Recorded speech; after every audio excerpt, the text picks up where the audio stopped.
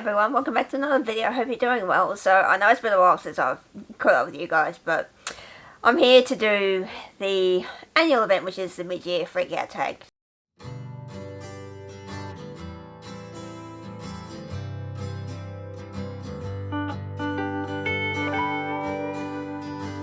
So I apologise in advance if this video is going to be quite short, because my reading year has been just not the best. I think I've read 22 books off the top of my head. Tragic. Oh, tragic. I'm not finished.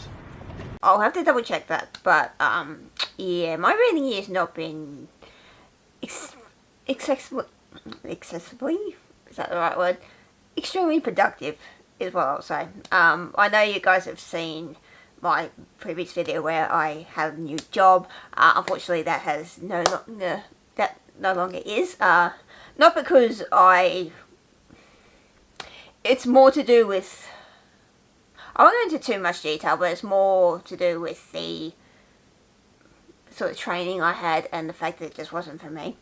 And it really was putting a downer on my mental health. So that's as far as I go into that. But you'd think now that I've got the free time again, I'd do more reading, but obviously that hasn't happened. I have the questions here. As always, I will tag the original creators down below, so go check them out if you haven't already.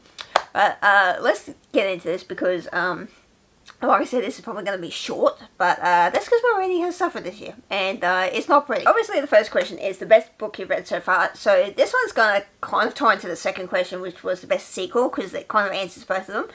So, as you guys know, I'm a huge Brain Season fan, and I've currently been rereading the author's preferred text versions. So, this has probably been my favourite of the three of the ones I've read so far this year, I should say. So, this is the second book. I really love the way this has been rewritten. I love the richness of it. I think it's so fantastic. It's definitely improved. And that's a pretty good feat, since I thought these books were perfect already. But you guys know that I think that way. But yeah, I've really enjoyed just going back to these and seeing what the differences are. And this is actually going to be what we call the canon version eventually. So if you haven't jumped on this series, do it, because it's so good. It's so good. Just, But new release you haven't read yet, but excited to. So this is a video I'm toying with the idea of. So I definitely want to read Bride by Ali Hazelwood. Yeah, we got it right. We got it right eventually. So, okay, if you haven't been living under a rock, you know who Ali Hazelwood is. I have not read any of her books as yet, but hopefully I rectify that this year. So, I am pushing the idea of like a taste test video where I read a few of her books. I do have Love Theoretically, and I do plan to guess, was it The Love Hypothesis? Yeah, because I know my best friend read that and she really liked it, so we'll see. But, yeah, I'm interested to see where this goes. So, question number 4 is most anticipated release for the second half. So, I haven't been really keeping up with too many new releases, necessarily. Probably the one off the top of my head I can think of is the sequel to Thread Needle, which is Sailor Stitch by Carrie Thomas. So, this is essentially, from what I remember, I need to go back and reread the first one, but it's like this, about witches, and they have like they thread magic or something like. Oh no, like I said, it's been a while since I read the first one, but I really, really like the cover. It's so pretty, and hopefully it comes out in a couple of months' time here in Australia, but I could order it on my Kindle too. I think it's already out on Kindle. Oh no, I have to double check that, but that's probably the only one I can think of off the top of my head at the moment. So, yeah. Okay, question number 5 is the biggest disappointment. Okay, so you'll probably know it, well, anyone who's been with me for a while probably knows this, but it's definitely going to be the sequels to the Hitchhiker's Guide books. I know we've discussed this in the live shows, but I don't think I've ever read books that have gone absolutely nowhere. Well, apart from The Night Circus, maybe. I think that's probably the only other book I can think of that when nothing freaking happened, but it's, oh my god, I'm so disappointed that I didn't like the rest of these. The first one was great. The others, oh my god, it was like they were trying to, they had all these ideas and just shoved them together, like, there you go, there's a book, continue. That's it. Like, that's not a continuation, that's just throwing ideas and going with it. So yeah, they're definitely on my contenders for the worst books of 2024 list. Favourite author? Look, like I said, I've only read 22 books this year off the top of my head, so I don't really... can't say I really have a new favourite author. If I had an idea of a possible new favourite, maybe Ellie Hazelwood. I'm not a big romance reader, really, so it could be a potential new favourite, but we'll see where it goes. But yeah, like I said, I haven't read too many books this year, so I can't really say I have a new favourite author at the moment. So number 8 is newest fictional crush. Look, I really don't have new fictional crushes. I don't get crushes on fictional characters very often. I know I had Nancy last year, but I'll be repeating myself if I do that again this year, so it's not really new, so we'll just skip that one. I really don't have a new favourite. I can't say. Moving on, we got new favourite character. I don't really have one either. Like, again, I'm repeating myself here, but 22 books is not a lot, and probably a majority of it's been rereads, so, or books that I just didn't really care about. So, yeah, I can't really say I have too many favourites at the moment. It's really sad. I had answers for this last year, but this year said, no. Nope. It made you cry. Again, I'm repeating myself here. I haven't read a lot this year. I really don't cry books often. Yeah, I don't have an answer for that either. I'm sorry, this video is going to be really, really short. Book that made you happy is question 11. So, I think we can safely... well, these are the first two. The other couple are over there somewhere. I'm not getting up to get them. Come on, I'm currently doing a vlog for these, so I'm more about... Although, like I said, I have read this.